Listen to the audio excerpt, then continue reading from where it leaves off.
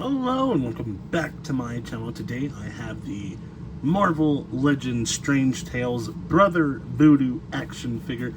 I was very excited to see this figure get announced, and unfortunately I never found it in any of my local stores, which is a growing trend. It's very annoying. But I did find it at Ross for $6, which I think is better than finding it at my local stores. So I'm very happy that I was able to get this figure. Regardless, I probably would have picked it up if I could have found it at full price, but I lucked out and found it for way cheaper. Very happy to have this figure in the collection. I needed a comic Doctor Strange. This isn't exactly what I was talking about, but this will do until I can get my hands on a comic Doctor Strange. There's that 2-pack with Wong that recently came out that I'm potentially interested in, but for now, this is my current, technically, Doctor Strange action figure. Very happy to have this one in the collection. This goes alongside my Damien Hellstorm that I recently also acquired. That one was also a part of the Blackheart Build-A-Figure wave. So I now officially have 2 Build-A-Figure pieces. How many?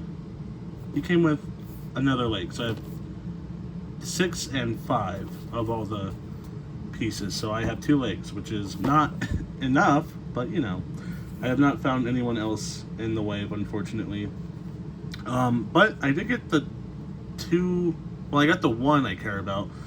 I said 2 because I do have a Weapon of Vengeance, but it's not actually a Marvel Legend, and we'll talk about that when I review it. But you know, technically, I'm excited for this figure. Kinda, I don't know. It's a bit to explain, but anyways, let's go ahead and get into it. Starting with the front of the box. Is this going to be a long review? I don't think it should be. The front of the box, you do have the Strange Tales logo, which I adore. This logo. I adore this packaging. This nice black sleek box showing you Brother Voodoo right there. Brother Voodoo on the side. Some artwork. The same artwork on the back of the box, just expanded a bit. Everyone else in the wave, and then the same artwork one last time. Let's go ahead and pop it open. I did not pre-cut the tape, but that's okay. I think we'll survive. No editing on this video. It is unnecessary because this figure is a little old, so I'm not gonna waste time. Let's just rip it out and find out what we have. We have a couple of accessories to get through. A lot of accessories for this wave, which is a little uncommon nowadays with Marvel Legends, so very excited with that. It is a lot of reuse, unfortunately, but I'll take reuse accessories over nothing any day.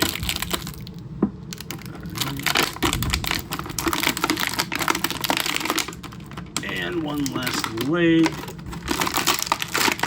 And Brother Voodoo is released from his prison.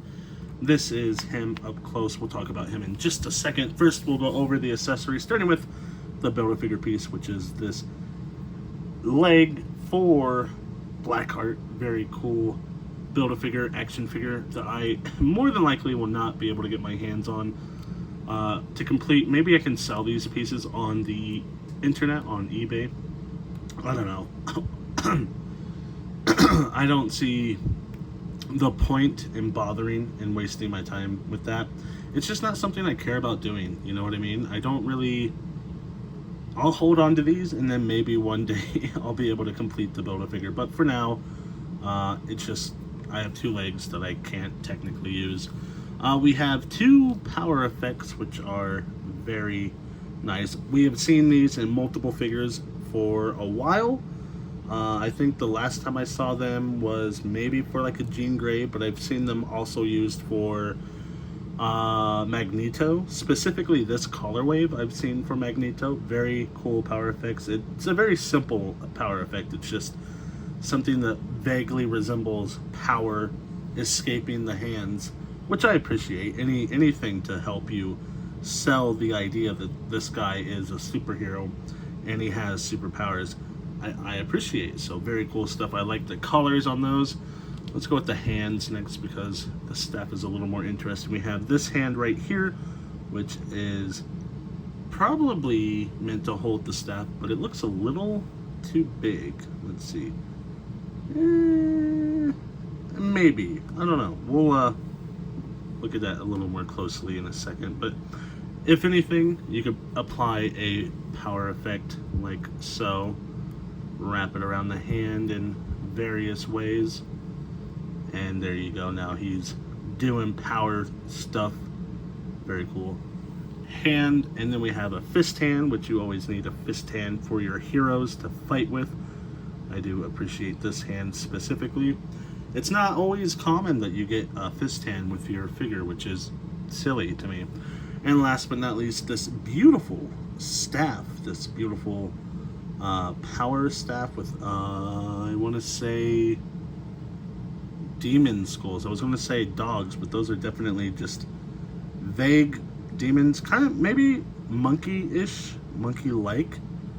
If you had to say they look like anything, might be a monkey, but very cool effect. I do wish this blended a little bit better, but I don't know. I don't really care too much. I think it looks good regardless. It's a very neat effect, very cool, very happy with this. This is also something you could do with it if you wanted to impose, like, you know, power is crackling off of it, make it a little more 3D in a way. You could do this, wrap it around in various ways, and there you go. Now you have some cool effects. It kind of hides the transition a little better too if you do that. Wrap that around a little bit more. I love that idea. That was just a simple, cool idea I just thought of off the top of my head. This is Brother Voodoo. One last time, he has this cape on the back, which I really like the texture on this cape. I don't like hard plastic capes because they do hinder the articulation quite a bit, but this one isn't too shabby. Obviously it is hard, but I like the way it feels. I don't know how I'd feel about a soft goods cape on this guy. And it's not like you'd see Brother Voodoo or any variation of Doctor Strange in a weird crouch. Normally they'd be like flying, so having him crouch down like this, his legs are so stiff. There we go. Just inherently is unnatural. So, you know, it's a shame that it's a hard plastic cape, but it's also not like the end of the world because of the type of person, the personality behind this figure. It's not something you would see anyways. But you do have this beautiful head sculpt with the nice paintwork on it, looking very, very nice. The dreads, the white ones on top, looking very cool. Of course, you have this cape. I believe it vaguely resembles the Eye of Agamotto. I don't know if it is exactly that artifact, and I don't know if this is the cape that he would use, the sentient cape. I know there's a lot of Doctor Strange lore. I don't know all of it. I just know what I've learned from the movies, which the movies aren't exactly one-to-one.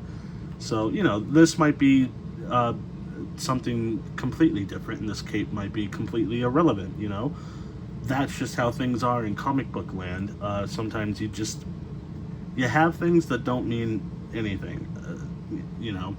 But it could also be those things that I referenced. You also have this green tassel down here, which I think looks pretty nice. The voodoo skulls, these are actually the same skulls that are on his staff, so that is kind of a cool detail. I love the way they've implemented all of this stuff onto the figure. It looks very good. They took what could be a more boring design with the all black, and then they made it much more interesting with these tassels, the cape, the hair, this gold gauntlet, all of that stuff makes it look very, very nice. He is on a slightly older body type. He doesn't have butterfly joints. Simple ab crunch area right there. Simple disc swivel at the crotch area. All of that stuff is stuff we've seen on older figures. It's pretty outdated, but the way they hide it with all of these extra accessories, I think, is one, smart, and two, it helps to move the money to things like his accessories. So you know, sometimes with these Marvel Legends, you do have to be smart with how you spend your money, and you can't necessarily, you know, do what you want to do. And I think they did that with this figure. They were smart with their money. There's a fly in here, and he won't leave me alone. They were smart with their money. They utilized reuse and all of this extra stuff to give us a more, I want to say a special figure, because it has a lot more going for it than your typical figure. Like the Helverine, the Weapon of Vengeance, that figure, I know for a fact, does not come with a whole lot of accessories. But it does come with that unique head sculpt. So they probably spent a lot of money creating that head sculpt, which honestly, that's not the best argument. I don't think they spent too much on that head sculpt. But it ended up with there being a lot less accessories wise, a lot less detail wise for that figure. So it's a give and take world. I think this figure gave enough that they could take more in other areas. You know what I mean? In terms of articulation, let's talk about it. The head sculpt, I assume, can't move too much because of these dreads. It can basically go to about right there. About what I thought. Down to about right there. You know who could play Brother Voodoo in a movie? It is the actor who played, he was the gay guy in Chasing Amy.